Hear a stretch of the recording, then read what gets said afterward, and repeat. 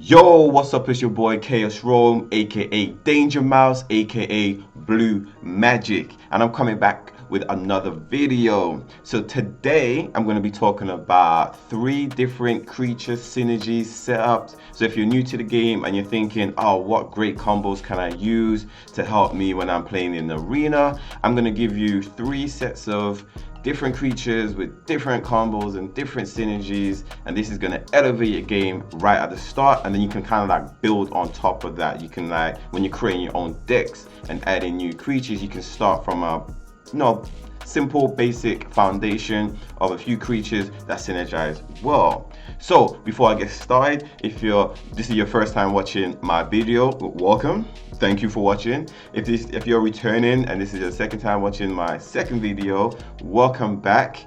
Don't forget to hit that like button, subscribe if you're not subscribed, and hit the notification bell so you can stay notified when I upload my next video. So let's get started.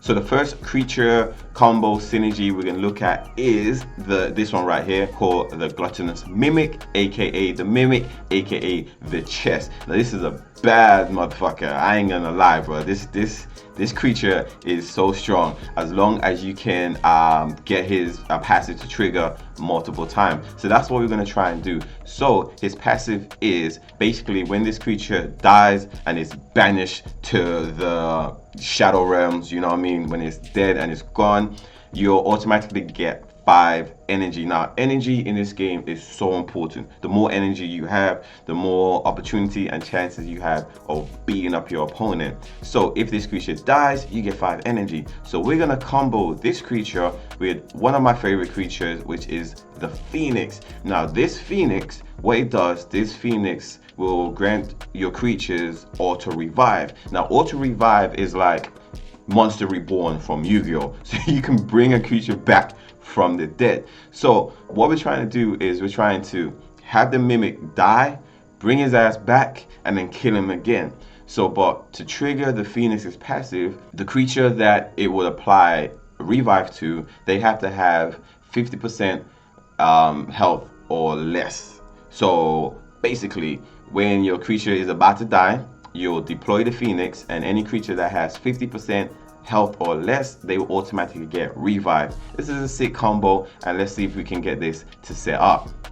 Here we are. So we have the Mimic on the field by itself. So you want to have the Mimic by itself. You don't want none of your other creatures to be on the board at the same time as the Mimic, because then your opponent might start to attack the other creatures. So you just want your opponent to do as much damage on your Mimic as possible so you can get his health down, so we can deploy the Phoenix. So now that we've got the Mimic's health to 50% or below, I can now deploy the Phoenix. So as you can see, before I've even put the Phoenix on the board, there's an indication below the Mimic to let me know what passive ability I'm gonna get. So this game is really cool because what it does, before you complete an action or if you end your turn, the game is gonna show you all the debuffs and buffs that's going to be added or calculated, or like if your opponent is going to lose health, it's going to show you how much health your opponent creatures are going to lose before you end your turn. So it's really cool, very intuitive. So I'm going to deploy the Phoenix, so that's going to give me revive. So now my setup is complete.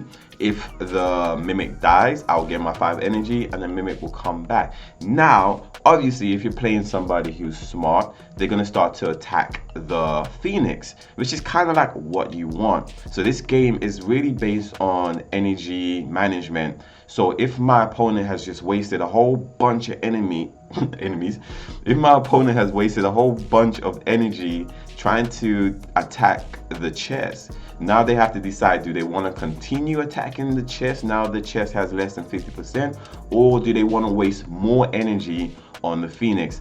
I don't really care what the fuck they do. All I know is I've got my setup and I'm good to go. Now there's cards in the game, there's action cards in the game that can do expel. So expel means it can remove a buff from your opponent. So if my opponent has expel, obviously they can remove the revive, and it kind of messes up my strategy. But wait, there's more. If you click on the Mimic, you'll see that a Mimic is a healer creature, which means it has healer action cards, and there's a few revive. There's actually a bunch of revive action cards you can get. One of them is this one, auto revive for 15. So if you manage to draw this card and they remove the auto revive that the Phoenix gave you, you can apply this action card to your Mimic and still continuing that loop of having the Mimic die, getting 5 energy, and then just doing it again. Alright, moving on to the next creature combo and synergy. So the next two creatures we're going to look at, these two creatures synergize so well, it's pretty much self-explanatory.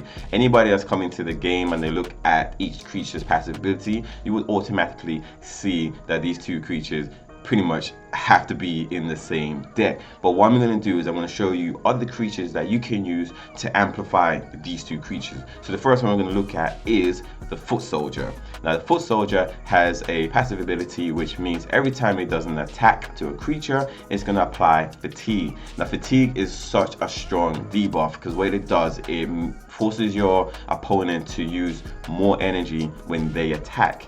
Now once you apply fatigue to your opponent's creature, you want to then have this creature called the Shambling Dead. I'm just going to call him Little Skeleton. So it's Big Skeleton, Little Skeleton. So this Shambling Dead on creature, aka Little Skeleton, when he attacks somebody who has fatigue, he would apply Plague. Now Plague is also a strong debuff. A lot of people like building the decks around Plague because Plague actually spreads to adjacent creatures. So if a creature has Plague and you kill it, the two creatures next to it will automatically get Plague. Such a strong debuff, and the only way you can get rid of Plague is by cleansing your creature. So these are the two creatures that we're going to use for our next setup, and I'm going to show you other creatures that how you can amplify this combo. Okay, so we have our two creatures on the board. We have the Foot Soldier, aka Big Skeleton, and the Undead,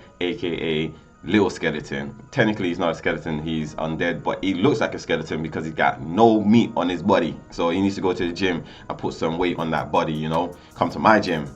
But anyways, so first we're gonna attack with the Big Skeleton. So I'm gonna do just a normal attack. Ideally you want to attack the creature that's in the middle, because remember I said Plague spreads to adjacent creatures, so you don't want to attack the creature on the end. That would be redundant. You don't want to do that. Plus I have to attack the creature in the middle because it's Scarecrow.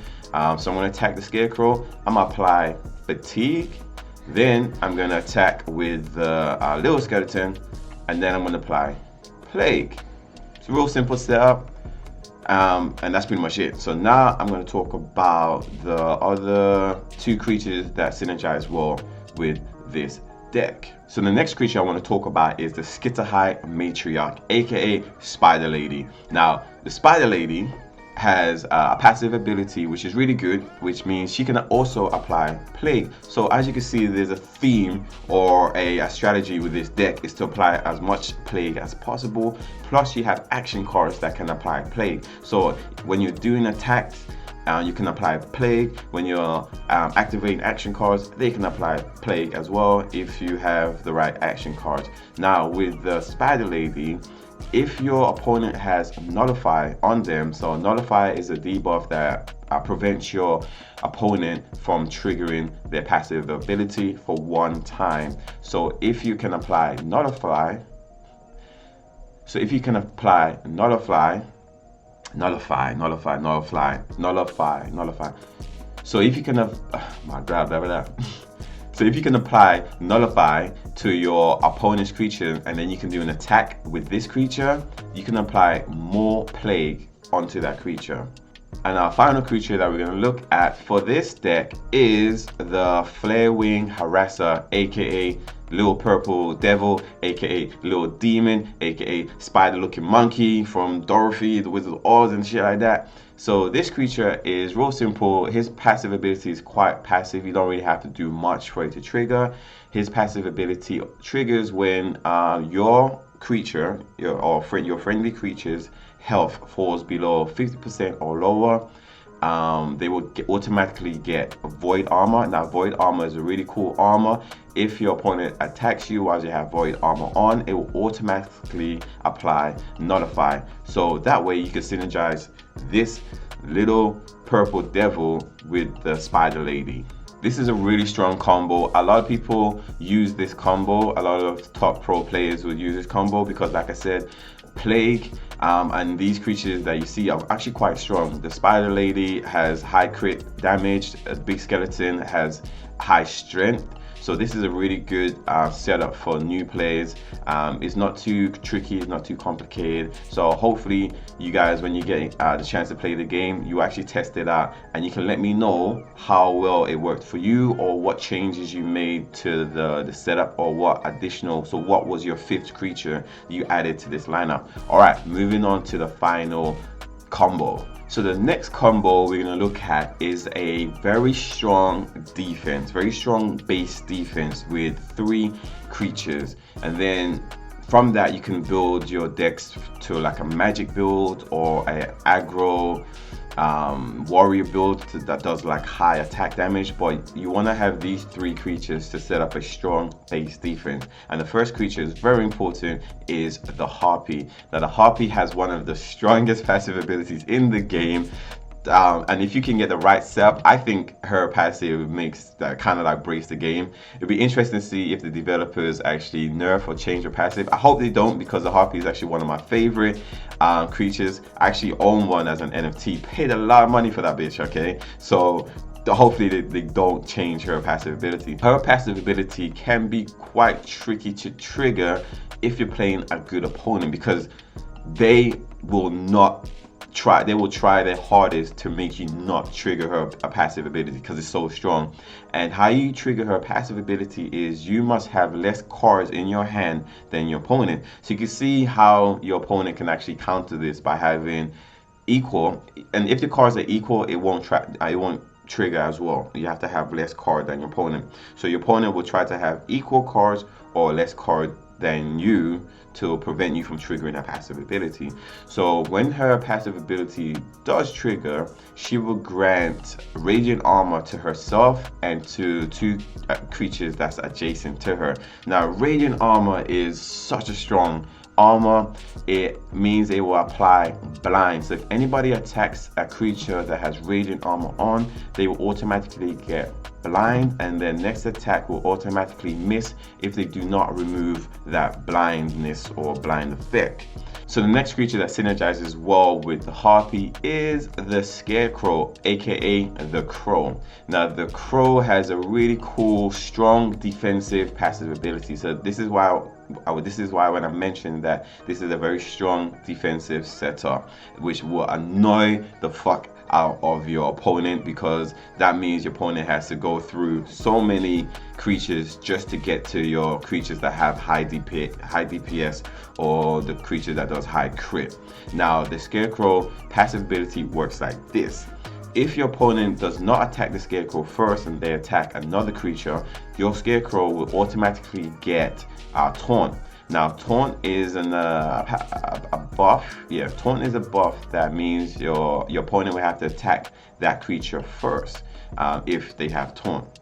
Also, your Scarecrow will get an attack spike of 5. So if your opponent decides to attack somebody else, which will be a big mistake, if someone has a Scarecrow, you have to attack the Scarecrow first, and then you can decide if you want to attack somebody else. So applying Radiant Armor to the Scarecrow just makes it even more stronger, because now your opponent is forced to attack this creature that has Radiant Armor on them. Now the third creature that synergizes really well with this setup and this combo is the Scuttle Shell, aka Crab Lady. Crab Lady has a really strong defensive passive ability. At the start of your turn, if she's on the board, she will automatically get Taunt. Now you remember what I said about the Scarecrow? If your opponent decides to attack another creature other than a Scarecrow, that will trigger the Scarecrow's passive ability. So by having the Crab Lady and the Scarecrow and the Harpy on the field at the same time, it's probably one of the strongest defensive setup to the point is I feel like it's borderline broken because it's so strong. But again, if you're new to the game and you're struggling with keeping your creatures that have high damage, high DPS, high crit, then using these 3 creatures to protect that creature early on is vital, is super strong. And we're just going to get into it, and I'm going to show you how this works in game. So as you can see, this is my setup. I have the Harpy in the middle. It's very important to have the Harpy in the middle so her passive can spread to the 2 adjacent creatures. I have the Crab Lady who has taunt because my first turn has completed, so she gets taunt. And then I have the Scarecrow just waiting. The Scarecrow is waiting for my opponent to attack the Crab Lady so he can pop off. So my goal now is try to reduce the amount of cards in my hand so that way I can trigger the Harpy's passive ability. So let me try and do that.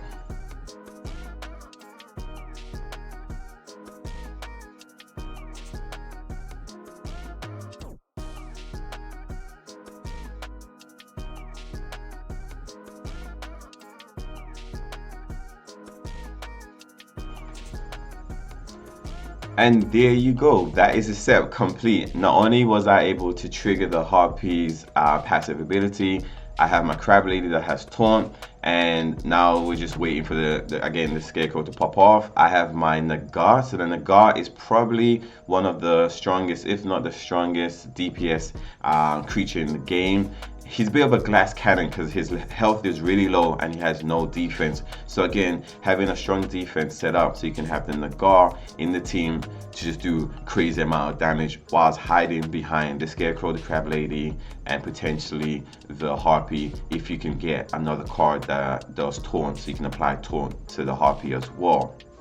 So if you've made it this far to the video, I'm going to show you an extra tip to that last build that I just showed you. So how you can really amplify that build by making your defense even more stronger so you can annoy the shit out of your opponent. You're going to piss off your opponent with this build. Like every time I play against it, I mean, I use it, but when my opponent uses it, it pisses me off. So that way I know it will piss off your opponent. So the first creature you want to deploy before you deploy the Crab Lady, the Harpy, or the Scarecrow is this mushroom. This mushroom has probably one of the strongest support defense passive ability. So this mushroom would increase and amplify your creature's defense and resistance every time they enter the board. So on the board first and you deploy your creature afterwards, your creature would automatically get defense boosts and resistance boosts for 5 turns. It is 5 turns. Let me just double check. No, it's 4 turns. It used to be 5, but then they kind of like nerfed it a little bit. Actually, they put it to 3 turns, and that was just 2 weeks. So they put it up to 4 turns. So that's a very good balance right now. So what I'm going to do now, I'm going to deploy the Crab Lady, the Harpy, and the Scarecrow. And as you can see, they all 3 have defense boost, which again is going to take your opponent a long time to break down this defense before even getting to the main star of this build, the Nagar. Okay, well, that is it. If you've come this far and you've learned nothing, you've learned no tips, no advice, you had no help, but you've come this far, obviously there was something that you enjoyed about this video. So you have to hit the like button for that reason. You have to hit the subscribe because you want to come back for more, and then hit that notification bell so you can stay notified when I drop another video. Thank you guys for watching my video. My name is Chaos Rome, aka Danger Mouse, aka Blue Magic. Stay tuned for more videos from your boy. I gotta go. Peace.